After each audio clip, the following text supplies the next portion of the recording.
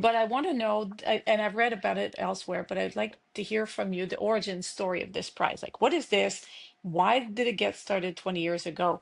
And what is it that you're doing with this now? Yeah, so the husband and wife who started the prize were living in Australia where a similar prize is an incredibly popular event. It's called the Archibald Prize. They saw what was going on and they said, okay, when we repatriate back to Kingston, Ontario, because the husband, Julian, was a professor at Queen's University, we'd like to start something similar. So that's what they did. They came back to Canada, and in the early 2000s, they decided to start this national portrait competition called the Kingston Prize. They funded it initially out of their own pocket, and right from the beginning, it's been a success, let's say, at an artistic level. But for a variety of reasons, it never really got a high profile outside of the portraiture and figurative art community. So they've been sitting on a gem for about the last 20 years. And then Julian passed away a couple of years ago, and it just was kind of kicking along. And I got involved just after COVID and realized that this was a wonderful gem in the Canadian art scene, but that nobody knew about it. And as a business person, the thing that I could bring to it is just figure out a way to raise the profile. What makes this so special as a prize, other than the obvious that it gives you recognition and a cash prize? What makes this so special? I think what's really interesting, if you look at it in the context of Canadian art and art history, is that we have defined our greatness to a certain extent as artists in the terms of landscape. We've a young country that didn't really know what we were about, and so we've gone to the land as a way to express ourselves. And if you think about your favorite Canadian painters or mine in history, whether it's Emily Carr or the Group of Seven or whatever, it's been landscape driven. And of course, whether you're from Quebec or Alberta, whatever, we have some beautiful landscapes to draw from. But the face of Canada is an important part of who we are and our identity. And it's changing, it's evolving demographically. We're not a white Anglo-Saxon nation anymore, but we still have lots of white Anglo-Saxon people too. It's a blend and it's a mixture, and the Kingston Prize really captures that evolving face, not just in terms of the subjects of the paintings, but also of the painters. And so it's a really wonderful celebration of who we are as people.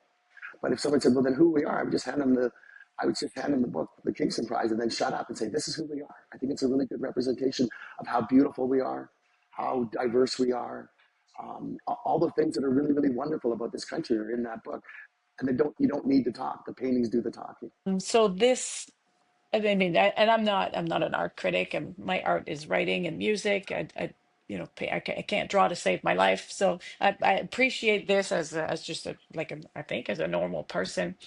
But I love when I was looking at all the portraits is the le regard, so in French, the way that the portraits look at me from the Yes. page. And I Yeah. was wondering if you had anything to say about that. Like it feels deliberate that Yeah. these are the winners, Yeah. the ones that seem to jump at you from the page. What do you have to say about that? I don't know. I don't know why we connect with figurative the way we do. But I know the National Portrait Gallery in the UK is one of the most popular galleries in terms of people going to it in the world. Right? I think we I think we see ourselves, and that's part of what I think our attraction is. We see a part of ourselves, but we also, depending on whether there's celebrities, there's different ways of presenting portraiture, right? So there is an interest in seeing kings and queens and movie stars and musicians in portraiture, but there's also something really tender and human in seeing somebody who's just had a cancer surgery and had her breast removed, and she does a portrait of it. On some level, we identify with that, right? And I think that ultimately is the greatness of art, right?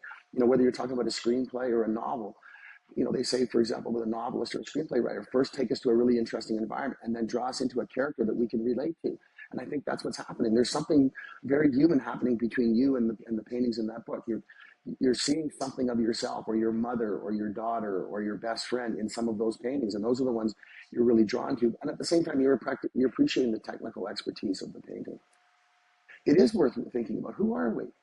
Right? We are a wonderful place. We've made our mistakes, but there's a lot of joy and things to be celebrated. And to some certain extent, we'll work out our issues through art. Art will give us a sense of what we need to be better at, what we need to improve, but also what we need to celebrate.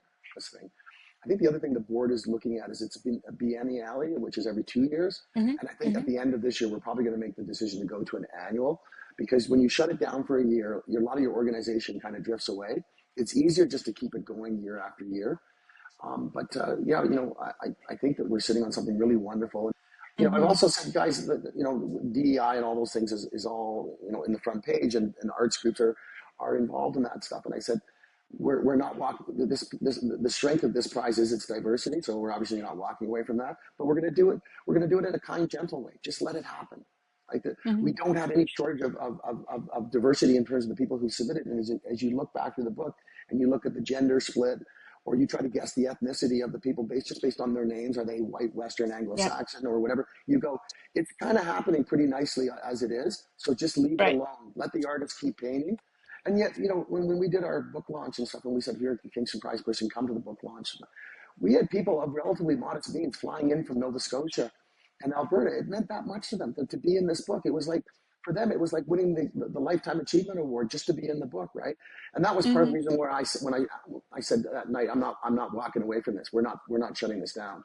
I fell in love with the people behind the prize. That's why I'm not walking away. If you sort of said, what really got you going, it was that party meeting 75 people who were in the book, some who got in the book 15 years ago and still came for this thing. It's like I can't walk away from these people. I love these people, and I love everything that they stand for and what they do. So let's find a way to shine a bigger spotlight on these people.